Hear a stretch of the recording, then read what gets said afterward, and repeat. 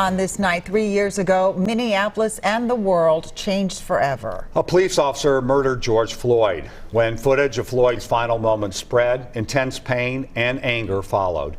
Tonight, hundreds gathered at 38th in Chicago to honor Floyd's life and the impact of his death. As WCCO's David Schuman explains, while a lot has changed, there is still work left unfinished. A remembrance and a protest.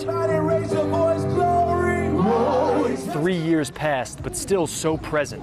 Hundreds gathered where George Floyd was murdered to pay respects and experience the community that's built up around this intersection. Several of Floyd's relatives were here to represent their loved one. That when George was murdered, right over on that spot,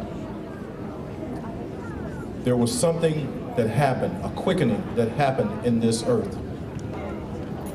And it caused all of us, all mankind, to recognize that we're all one. Since Floyd's murder, a new chief has taken over the Minneapolis police who, Attorney General Keith Ellison noted this week, came from a department that managed to transform itself for the better.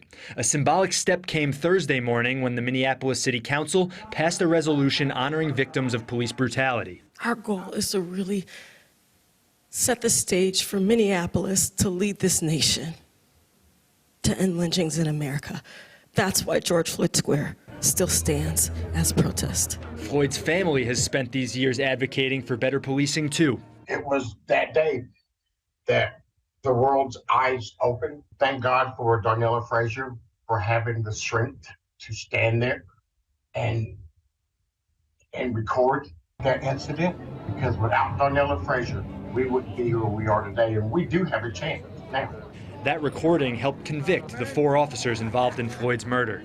There have been changes to address policing problems in Minneapolis. An agreement with the state reinforces rules for officers' use of force and making arrests. It also stops officers from pulling cars over for minor issues like a broken taillight. In Minneapolis, David Schuman, WCCO News.